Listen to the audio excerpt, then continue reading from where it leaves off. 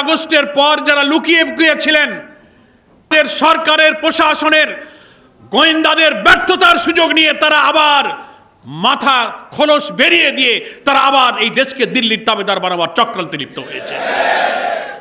তারই অংশ হিসাবে আমি মনে করি আমাদের স্নেহস্পদ সন্তান এই হাদিকে খুন করার জন্য তাকে গুলি করা হয়েছে।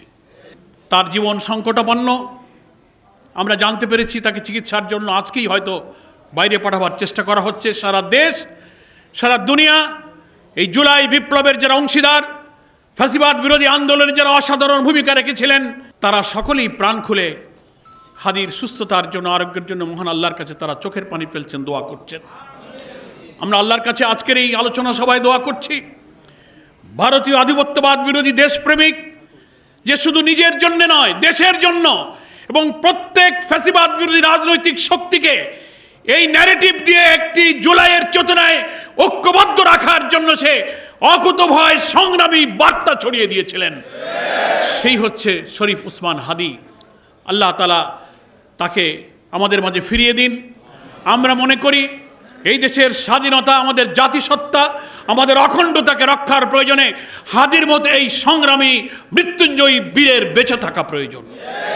আল্লাহ তাআলার কাছে আমরা সেই দোয়া করছি।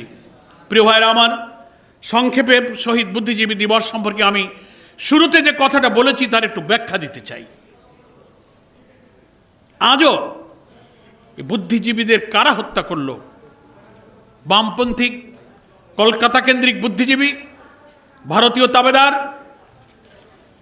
নানানভাবে তারা এদেশের ইসলামী আন্দোলনকে, জামাত ইসলামকে তারা দায়ী করে থাকেন।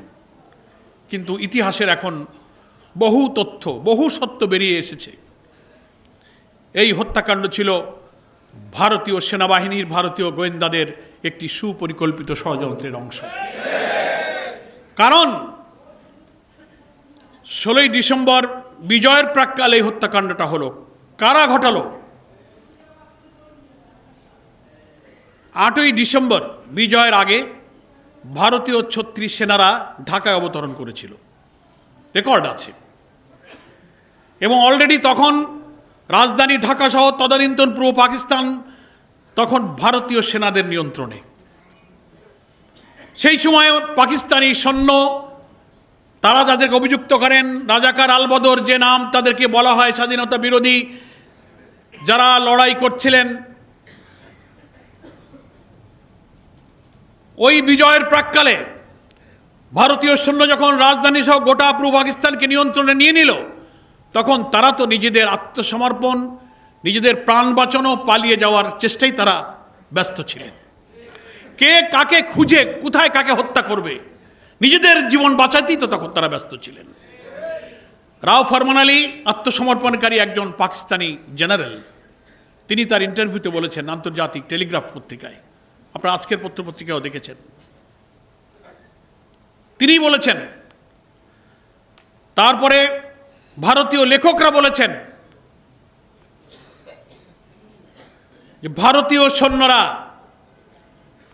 যখন এই ঢাকা সহ পূর্ব পাকিস্তান তাদের নিয়ন্ত্রণে নিয়ে নিল, পাকিস্তানি সেনাবাহিনী 14ই ডিসেম্বরই আত্মসমর্পণ করতে চেয়েছিল, কিন্তু ভারতীয় সেনাবাহিনী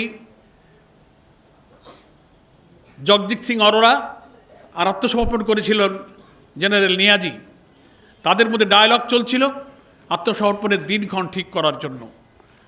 ভারতীয় সেনাপ্রধানদের সেনাবাহিনীর ইচ্ছায় আরও 2 দিন 14 থেকে 16 আত্মসমর্পণের দিনকে শিফট করে 16 তারিখে আত্মসমর্পণের দিন ধার্য করা হয় এবং 14ই ডিসেম্বরে খুঁজে খুঁজে বিশ্ববিদ্যালয়ের শিক্ষক, প্রথিতযশা সাংবাদিক, শিল্পী, লেখক, শিক্ষকদেরকে বেছে বেছে যারা বেঁচে থাকলে এই বাংলাদেশকে গড়ে তোলার জন্য সদ্য স্বাধীন বাংলাদেশে অসাধারণ মেধায়, চরিত্র, মনন দিয়ে তারা ভূমিকা রাখতে পারত, তাদেরকে তারা বেছে বেছে হত্যা করেছিল।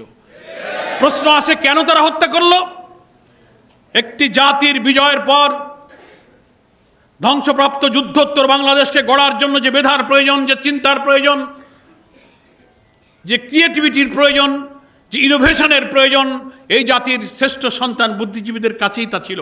ভারত মনে করেছিল স্বাধীনতা যুদ্ধে যেমন ভারত এই দেশকে ভালোবেসে দেশের কল্যাণে, জনগণের কল্যাণে আমাদের দেশকে তারা স্বাধীনতা দিতে সাহায্য করেনি। তারা সাহায্য করেছিল পাকিস্তানি সৈন্যের কাছে 1965 সালে তারা যে নির্মমভাবে পরাজয় বরণ করেছিল। তদনন্তর পূর্ব পাকিস্তানি শাসকদের অত্যাচার, শোষণ, বঞ্চনার সুযোগে এই দেশে যে ক্ষোভ, যে আউটবাস, যে গণবিস্ফোরণ তৈরি হয়েছিল, সেই সুযোগকে কাজে লাগিয়ে তদনন্তন ভারতীয় বাহিনী 65 সালে পাকিস্তানের পরাজয়ের প্রতিশোধ নেওয়ার জন্য তারা এই স্বাধীনতার যুদ্ধে এগিয়ে এসেছিল এবং তারা মনে করেছিল দেশ যদি স্বাধীন হয়েও যায় তাহলে এই বাংলাদেশ যেন চিরদিন আমাদের অনুগত এবং আধিপত্যে তারা থাকে। নামে একটা দেশ হবে বাংলাদেশ, চারিদিকের সীমানা হবে 47-এর সেই সীমানা, আমাদের লাল সবুজ পতাকা, আমাদের জাতীয় সঙ্গীত। দেখতে মনে হবে দেশটা স্বাধীন, কিন্তু তার অর্থনীতি, তার রাজনীতি, তার কূটনীতি, তার বৈদেশিক নীতি, তার ফরেন পলিসি সব কিছুই দিল্লি থেকে কন্ট্রোল করা হবে।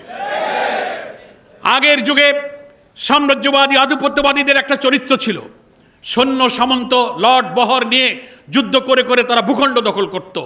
আধুনিক যুগে এই আধিপত্যবাদ এবং সাম্রাজ্যবাদীর সংজ্ঞা এবং ব্যাখ্যা কিন্তু পরিবর্তন হয়ে গেছে। তারা দেশ আর ভূখণ্ড দখল করবে না, ভূখণ্ড আপনার হাতে থাকবে, কিন্তু আপনার অর্থনীতি, শাসন, রাজনীতি সবকিছু আধিপত্য শক্তি ওখানে বসে নিয়ন্ত্রণ করবে।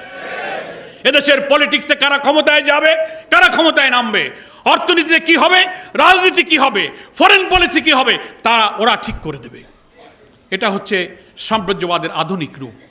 সেইভাবেই তারা চেয়েছিল দেশটা নামে স্বাধীন হোক, কিন্তু সভ্যতায়, চিন্তায়, মেধায়, মননে তারা স্বাধীন থাকবে না। তারা আমার ভারতীয় দিল্লির আধিপত্যবাদের সেবাদাস হয়ে চিরদিন তারা বেঁচে থাকবে।